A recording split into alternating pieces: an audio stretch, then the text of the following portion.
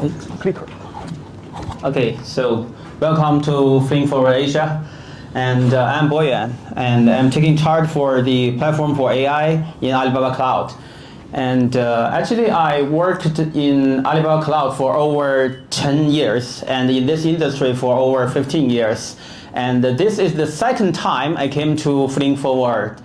And I still remember last time I came here to introduce real-time online learning in search, advertisement, and recommendation scenarios to enhance the click-through rate, the ROI for advertisers and content builders. And this time I came again with a similar topics, but yeah, the content do change a lot, and we do observe there are huge changes in AI area in the recent 2 or 3 years, and we observe that AI are already changed a lot from perception to generative AI to agentic AI. So for now, I think we are in between of generative and agentic AI. And finally, definitely we need to leverage AI in our daily life. That means we need to connect the physical world with AI, with the digital world through data. So that's why we are closely work together with Flink in the AI area to connect all the real-time data with our AI platform. And yeah, so at the beginning, I will share some basic concept about AI platform. So we built an AI platform mainly to take care two kinds of works. So firstly is we connect users with the platform. So typically we have 3 types of users in the left part: the AI application developers and the AI model developers. So no matter application developers or the model developers, they can come to our platform to have an interactive, for example, Python notebook to do the development. And also we already started to provide Copilot and agent capability for the customers. So that will help them to easily leverage the AI capabilities in the platform. And the second part is about the resource management customers. So normally, yeah, most of us are developers, and if we want to have more and more GPU, we need to talk to our boss, and our bosses, they need to manage the GPU resources. So we provided different capabilities for the managers. They can manage the platform, manage the GPU resources, manage the models, manage the AI assets. And another kind of roles the AI platform provided is a group of services we call model training service and inference service. So those services will direct connect the model with the cloud infrastructure. And no matter you want to do an efficient inference or you want to do a large-scale model training, you need to leverage the cloud-based AI infrastructure. So we provided training service and inference service so that customers or developers, they can easily leverage, for example, thousands of GPUs on the cloud to train a job or do a distributed inference. Yeah, so this is the basic concept we have. So now this time, why real time again? So last time we leveraged online learning to enhance the advertisement click-through rate. And this time, what will be impact? So I use the word bring AI up to speed to describe this area. So let's take a look. What are the top AI native scenarios we have in current stage? So there are a lot of new scenarios. So yeah, I want to share you is why speed matters. Why speed matters. So yeah, what's the changes between generative AI and agentic AI? So yeah, everything started from ChatGPT.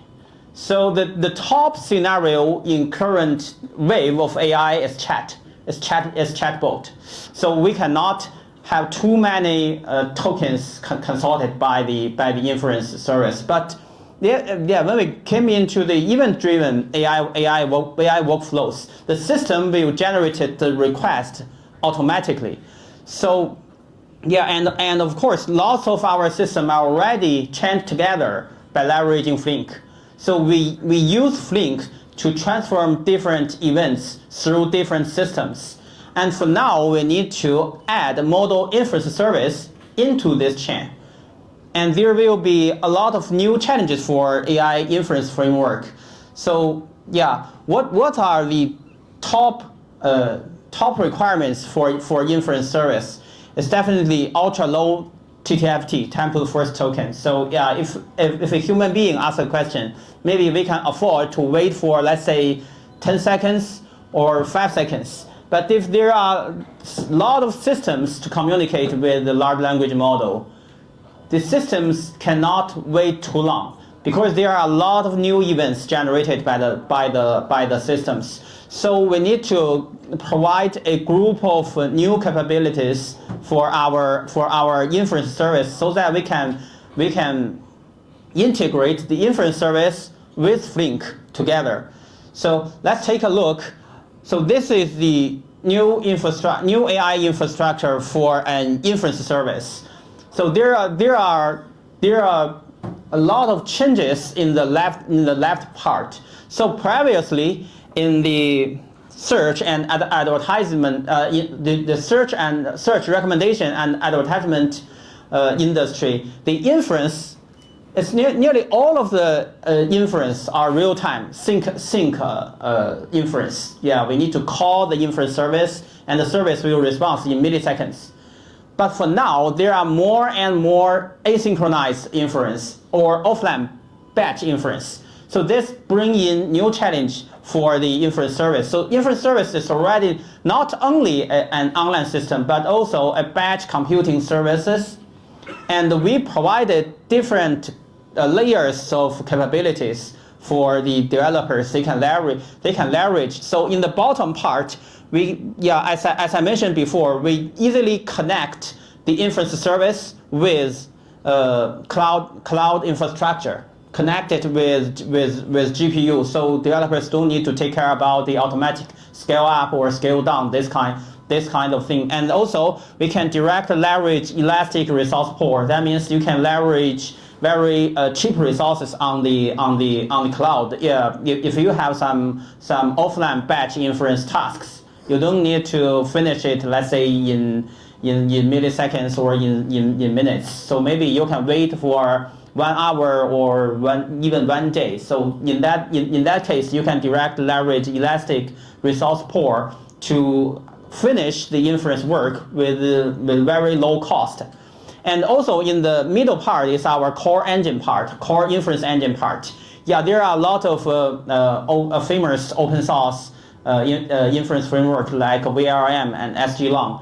And I think most of us are already familiar with those framework.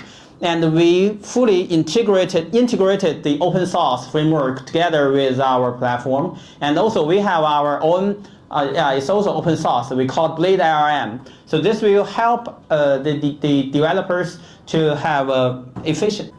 Okay, so high performance is the first requirements for inference services. And the second challenge is, there will be massive requests generated by the system instead of the human beings. We just have, let's say, 6 billion people all over the world. Yeah, even if every one of us talk to a large language model every day, we don't have too many tokens. But if we leverage the system, let's say leverage our Taobao system to communicate with the large language model, there will be a lot of requests, and we also need to do batch and asynchronized inference at the right time with the lowest cost. So we provided 3 steps of skills for the developers so that they can do their inference works with low cost. Firstly, is we provided elastic and spot scheduling capabilities on the platform, so that you can easily set different resource pools. You can set up some dedicated resource pool for your high priority jobs, and also you can leverage spot resource pool so that you can finish your inference work within several hours, but with very low cost. And secondly, we also build a serverless resource offering. So that means, yeah, if you are using some typical models such as Crane 3 or let's say DeepSeek R1, so we already hosted this model on our platform. So you just need to pay when you call the inference service. And finally, we also have a large language model. Yeah, we have a routing service for the large language model inference system. It will intelligently route the request to different instances. So that means we can pick up the resources in the backend with a fairly low workload to run the inference work, so that will have an overall high efficiency for the system. So yeah, this is for the cost effective part.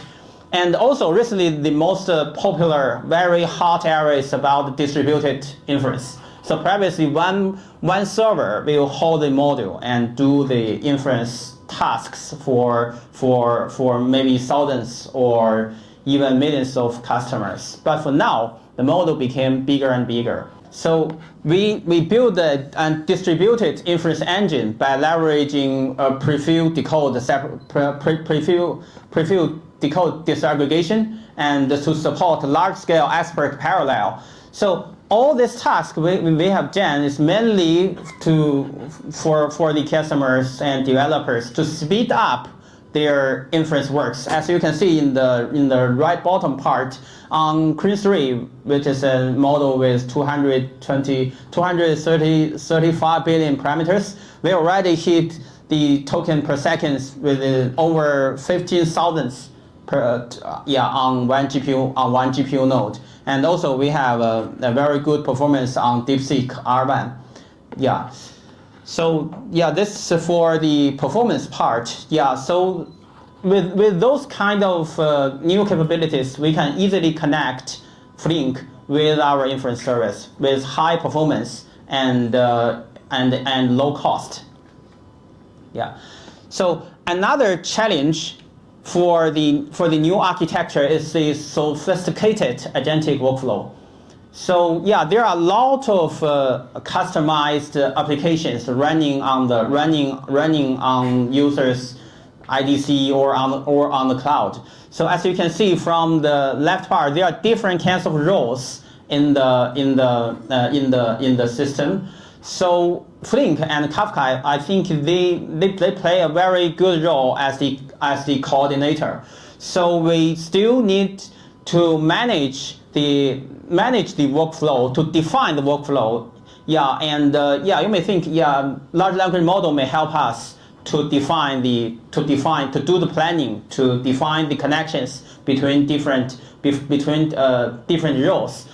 That's for sure. But we also need a way for the developers to interact with the decision made by the large language model. So we also need another capabilities to help us to monitor the system, and also we can easily integrate with any MCP servers or leveraging A2A to connect with other agents.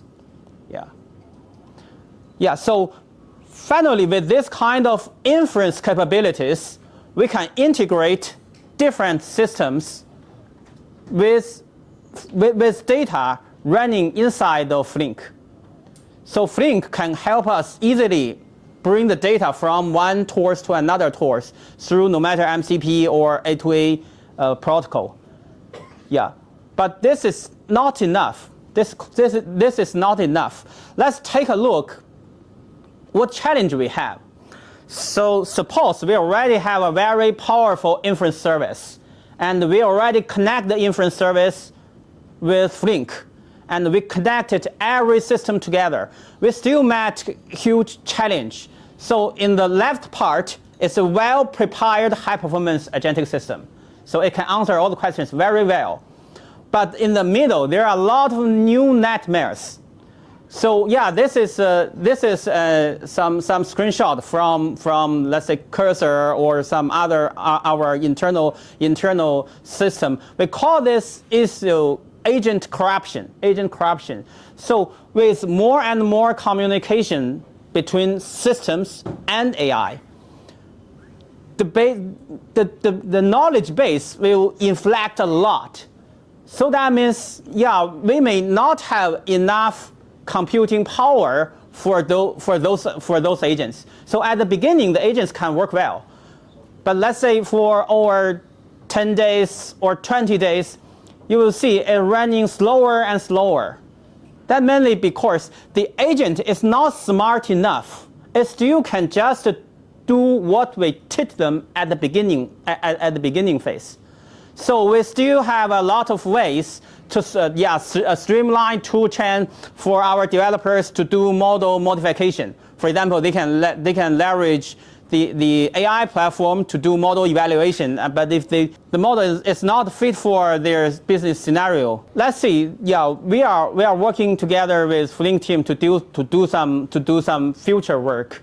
So previously, yeah, I just mentioned we can leverage Flink and a high performance inference service to connect current business scenarios together. And yeah, in the future, we want to build self-evolving AI agents with Flink and online learning or online reinforcement learning. So let's take a look what reinforcement learning do. So normally, yeah, a typical reinforcement learning consists of these 4 steps. So yeah, rollout generation to based on the current LLM rates to generate a lot of new content, then transfer to the policy part to compute the reverse, and based on the reverse, go back to update the weights. Okay, but what's behind this? What's behind this reinforcement learning? Behind this reinforcement learning workflow. So we can see, yeah, when we start to run the reinforcement learning, we need to prepare a lot of prompts. We need to get the data. And where can we get the data? Yeah, normally for now, yeah, we just run a lot of offline. So we need to do a lot of data preparation work. And also we need to define the reverse typically through 3 ways to define the reverse: rule-based, or you have a formula to compute the reverse, or based on data like GRPU used by DeepSeek. Yeah, and then we compute the advantages to do the estimation.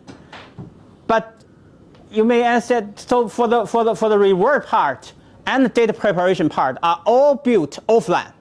That means you need to have a lot of data, do a lot of data preparation work. But if I build a new agent for my company, I put the agent inside of my company, they cannot learn new things because everything already defined in the prompts and yeah, in the reward functions.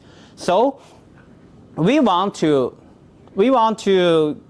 build some new AI infrastructures for MOE and reinforcement learning to help us to connect reinforcement learning with Flink.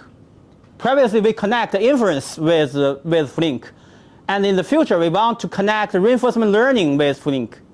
And there are some new challenges for reinforcement learning part. So firstly, it's about as I mentioned, the challenges. There are various user scenarios. On the left part, you can see the training sentence. We use different sentences to do the model training works. So the sentences are quite different. Most of about 90% of the sentences are less than 1,000 tokens. But as you can see, we still have 1% of the sentence over 4,000 tokens, and also we have a very long sequence over 300,000 tokens in the training data. That will bring in very huge challenge for reinforcement learning. So when you run the reinforcement learning, because the sequence lengths are different, so there will be a lot of bubble in the GPU computation pipeline.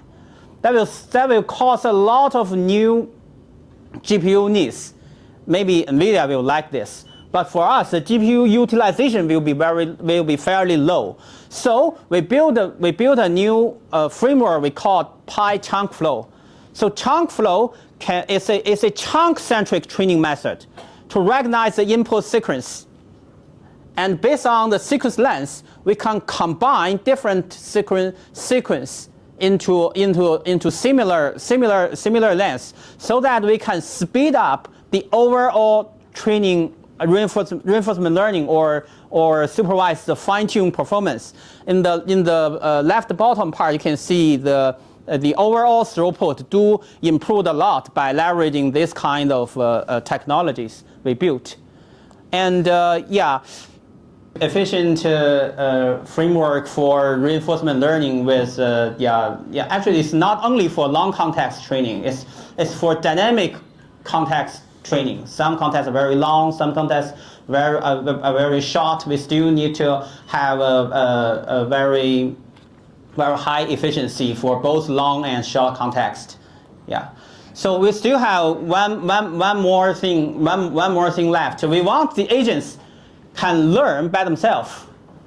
We have some observation. Yeah. So firstly, we want the knowledge can be updated very fast.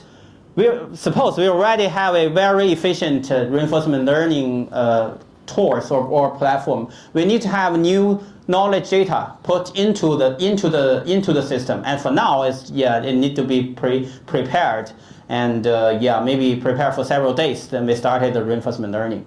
Yeah. So normally we want to leverage Flink to collect this kind of information. And for now, there are a lot of explicit knowledge. Yeah, normally we use RAG or this kind of things to abstract this kind of knowledge. We don't need to do reinforcement learning or SFT for those knowledge. But there are still some implicit knowledge, such as thinking pattern, non-accepting knowledge, or generalization, this kind of capabilities. So from the research part, we realize the reinforcement learning can help us to improve the model capabilities in those patterns. So we want to leverage Flink to bring in those new knowledge into an online training framework to do online reinforcement learning. And of course, we will need both the training framework and Flink did a lot of new works for the transition between generative and agentic. And to connect with the physical worlds, we need a very high and efficient way to get data. And of course, for offline data, we already have the big data platform, and we still need Flink to bring in online data, to bring us online knowledge efficiently. And from chat-driven to event-driven, we need very high-performance inference. They will bring a lot of new challenges for the inference framework. And also leverage Flink to connect complicated business agentic systems is very native because we already use Flink to do this kind of works. And we do put a lot of efforts in reinforcement learning. And no matter for long or dynamic context, this will help us to speed up the model training phase. And finally, we want to train the agents online by leveraging Flink to bring in timely new knowledge into the system. And finally, we want to unlocking the power of real-time AI from generative to self-evolving intelligence by leveraging Flink and Alibaba Cloud. Thank you.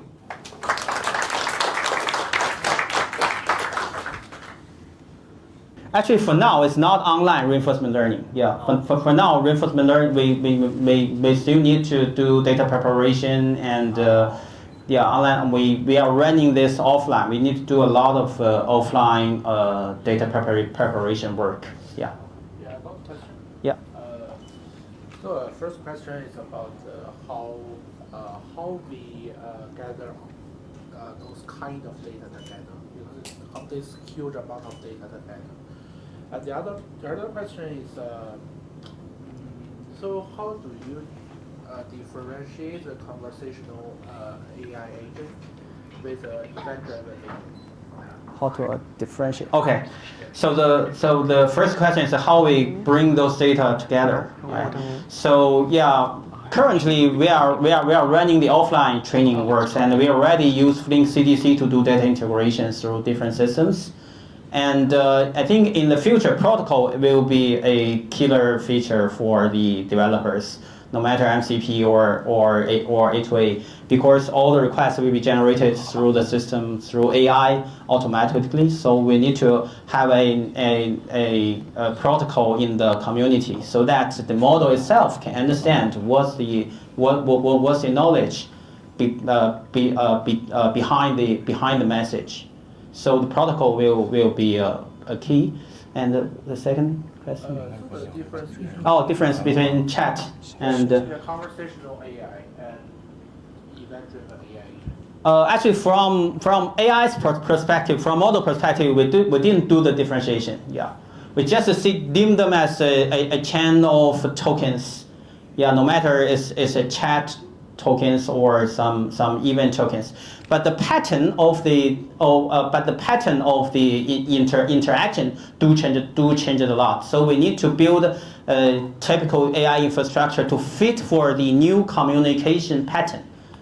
So yeah, but for the model, it's still just it's just a token factory to absorb tokens and to generate tokens. Yeah, that's no different. Yeah. Okay, last question, please. Yeah. Yeah, I have a follow-up question for layer one. So for event-driven scenario, so do you need to fine-tune your model? Definitely, we need fine-tuning. Actually, we have a pipeline to guide our customers and developers to do fine-tuning. Actually, there are a lot of ways to do fine-tuning. Some such as supervised fine-tune, distillation, and reinforcement learning. So normally our customer can direct, or developers, they can direct just use SFT to optimize the model. But it's not only for the business scenario. Sometimes they just want to use SFT to have a very high efficient model with limited parameter size. Yeah, because if you use DeepSeek R1, it's a huge giant, right? So actually they use SFT or IL to do the distillation. So have a very small model. And for now, definitely we need to do SFT for a specific business scenario. Yeah, maybe generally in the final stage we can have AGI, we can have one model to handle everything. But for now, definitely we need to do SFT for the specific business scenarios. Yeah. Okay. Okay. Thank you. Thank you, Boyuan. Thank you for the insightful sharing. Thank you. Yeah.